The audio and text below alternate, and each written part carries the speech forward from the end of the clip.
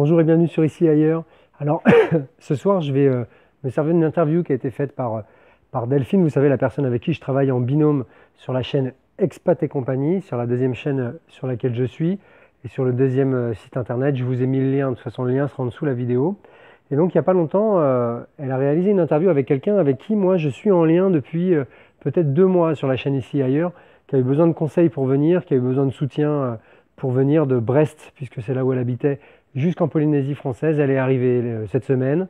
Et puis voilà, donc je vous laisse découvrir l'interview. Et on se retrouve juste après, tout de suite. Bonjour. Alors, je vais te demander de te présenter.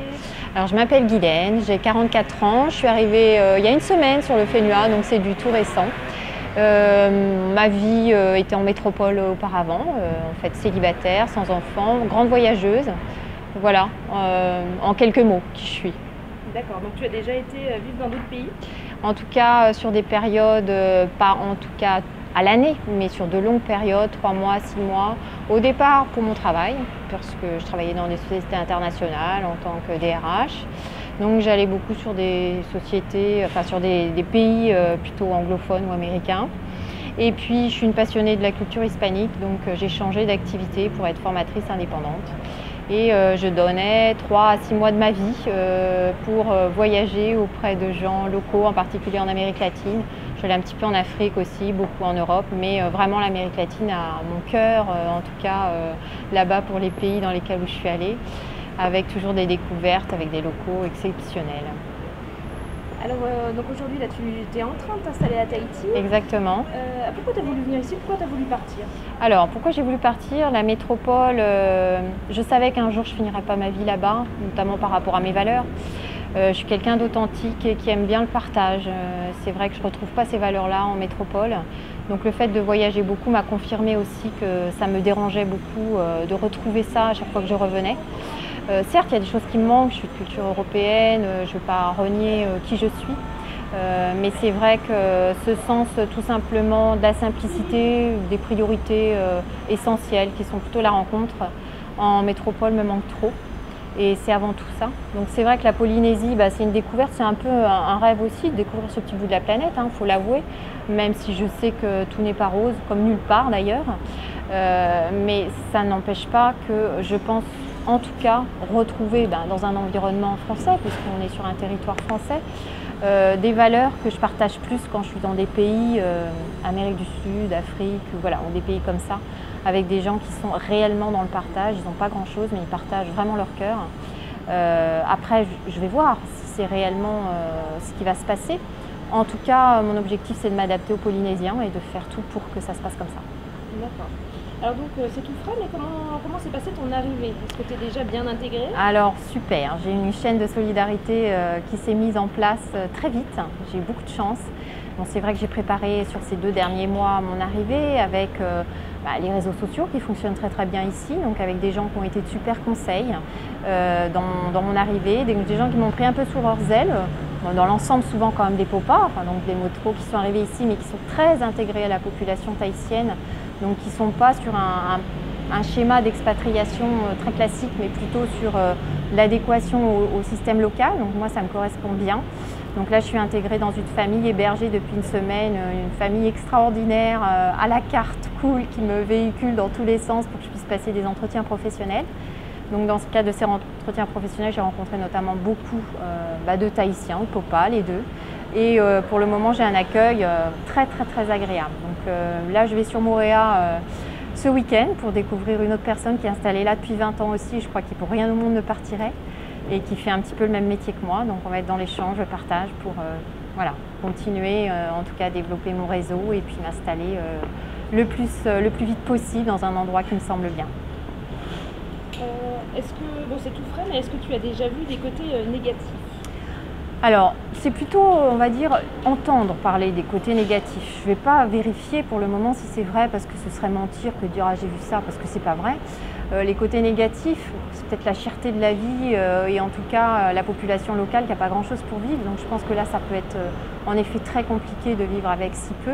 Maintenant, la bonne humeur et le partage fait peut-être que finalement la priorité elle est ailleurs, donc ils arrivent quand même à trouver de la satisfaction. Mais c'est vrai qu'au quotidien, la vie n'est quand même pas si facile que ça. C'est-à-dire que sans travail, ça va être à mon avis très très compliqué. Donc ça, je pense que c'est le côté le plus négatif. Et ça vient aussi très certainement d'un manque d'éducation ou de compétences de base. Donc je crois qu'aujourd'hui, le système éducatif fait tout pour rattraper, pour qu'on aille vers autre chose. Si on peut contribuer, nous qui sommes là, à aller dans ce sens-là, ce serait bien.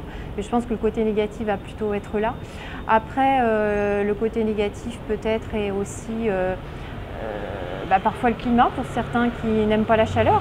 Moi j'adore ça, mais je pense qu'au quotidien, la chaleur moite actuelle, certains peuvent mal le vivre. Moi, pour bien connaître l'Amazonie, je pense que je vais réussir à passer cette étape-là, mais il faut encore un peu de temps d'adaptation au niveau de mon corps en tout cas.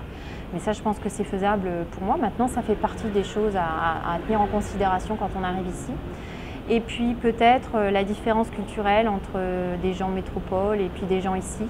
Donc vraiment tenir compte de ça en essayant de s'adapter quand même le plus possible aux locaux, parce que si on vient ici, c'est pas pour vivre ce qu'on connaît en métropole. Donc moi j'espère ne pas vivre, ne pas ressentir cette souffrance des gens qui se sentent pas, respectés. Ça me dérangerait beaucoup en termes de valeurs. Moi je fonctionne pas comme ça, mais je n'ai pas envie de le vivre, j'ai pas envie de sentir des gens souffrir avec ça. Voilà. Après c'est les difficultés dont j'ai entendu parler, je pense pouvoir les dépasser, en tout cas j'espère. Non, je dirais, comme tout le monde me dit ici, Maëva, j'ai plus que mes preuves à faire. J'ai confiance en l'avenir, j'ai confiance aux relations et je pense que ça va bien se passer. Et donc pour ceux qui veulent vivre l'aventure, il ne faut pas hésiter. Il faut aller au bout de ses rêves et après, tout est possible de toute façon, dans quelque sens que ce soit. Ok, écoute, je te remercie Guylaine. C'est moi qui te remercie Nana. Donc voilà, c'était Guylaine qui est venue avec une préparation minimum et puis qui est bien arrivée jusque-là. Et elle a parlé de chaîne de solidarité parce qu'elle n'a pas hésité à rentrer en contact avec des gens, notamment avec moi, notamment avec Delphine, notamment avec d'autres personnes ici à Tahiti. Et je pense que c'est un peu ça le secret aussi, de ne pas s'isoler et de vouloir venir dans l'état d'esprit dans lequel elle est. Alors bien sûr pour ceux qui ne sont pas fonctionnaires, parce que c'est plus clair comme projet quand on est fonctionnaire, mais quand on vient comme ça, voilà, je pense qu'elle a joué la bonne carte et elle joue la bonne carte sur l'adaptabilité et l'adaptation. Pour petite anecdote et pour ceux qui disent qu'il n'y a pas de travail sur le Fénois, elle a arrêté de passer ses entretiens d'embauche parce qu'avant de venir, elle a décroché 12 entretiens d'embauche. Donc là, elle a trouvé un ou deux travails qui lui vont. Et voilà, donc simplement, effectivement, il n'y a pas de travail pour quelqu'un qui n'a pas de diplôme, quelqu'un qui a un petit peu de diplôme, même si Guylaine n'a pas un doctorat, hein, mais simplement, elle a de l'expérience professionnelle, elle a un minimum de diplôme, elle est rentrée en contact par des organismes et elle a réussi à décrocher 12 entretiens d'embauche avant de venir. Et elle n'a même pas été au bout de ses entretiens d'embauche puisqu'elle a accepté un poste avant. Voilà, donc c'est terminé pour aujourd'hui. Je vous dis à très bientôt sur Ici et Ailleurs. Vous pouvez liker la vidéo, vous pouvez vous abonner si ce n'est pas déjà fait. Vous pouvez aller faire un tour sur mon nouveau site qui est relooké, qui est www.icietailleurs.maker.fr. Vous pouvez aussi aller voir le nouveau site sur lequel je suis en partenariat avec Delphine qui s'appelle Expat et Compagnie, donc www.expatetcompagnie.com. Je vous mettrai les liens dans la vidéo. Et effectivement, ma formation sur venir s'expatrier en Polynésie française est toujours disponible. Ça s'affiche en bas aussi de la vidéo. Et puis j'ai dans l'idée de développer un nouveau projet et j'aurais besoin peut-être de vous solliciter, en tout cas à ceux qui sont abonnés ou ceux qui ont mis leur adresse mail un jour pour aller voir mes vidéos. Je pense que je vous enverrai un petit questionnaire rapidement de 3 à 4 questions. Vraiment, si vous pouvez me remplir ça, ça serait vraiment cool parce que ça me permet de développer des offres de formation et de ne pas développer des formations dans le vent, de développer des formations qui semblent être intéressantes et qui semblent avoir une probabilité d'être achetées un jour, parce qu'il n'y a rien de pire pour quelqu'un qui fait des formations sur Internet, de passer des fois plus d'une semaine à faire une formation, pour une formation qui ne se vend pas parce qu'elle ne correspond pas aux besoins des personnes en face. Donc là, je vais axer cette formation sur les vacances et venir en vacances en Polynésie française. Vous pouvez déjà me laisser un ou deux commentaires sur le sujet si ça vous intéresse. Vous pouvez rentrer en contact avec moi aussi. Je vais faire un petit produit, je pense, peu cher, qui sera ma vision de la Polynésie pour les vacances. Voilà, je vous en parlerai sur une prochaine vidéo. Je vous souhaite une très bonne soirée, une très bonne journée, partout où vous êtes dans le monde. N'hésitez pas à me laisser un petit message, à faire un like sur la vidéo. À ciao, à bientôt.